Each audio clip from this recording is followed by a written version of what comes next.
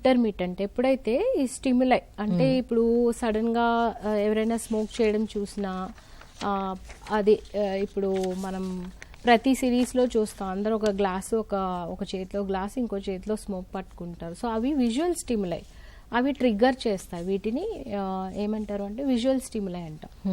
ఎప్పుడైతే ప్రాబ్లమ్స్ వస్తున్నాయి, సో అంటే క్రేవింగ్ అనేది వస్తూనే ఉంటుంది అప్పుడప్పుడు.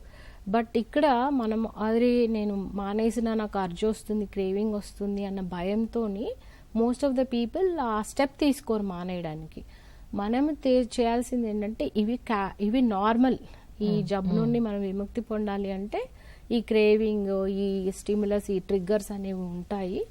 వాటిని నేను ఏ విధంగా ఎఫెక్టివ్గా బయటికి పడాలి, దాని నుండి కోపింగ్ స్కిల్స్ నేర్చుకోవాలి, కొన్ని బిహేవియర్ మోడిఫికేషన్ టెక్నిక్స్ నేర్చుకోవాలి, వీటి మీద దృష్టి పెట్టి వాటి మీద పట్టు సాధించిన వాళ్ళు they are able to get away from it. So ఇవి మాత్రం కామన్, సహజం. అవి నార్మల్, న్యాచురల్. క్రేవింగ్ అనేది రావచ్చు.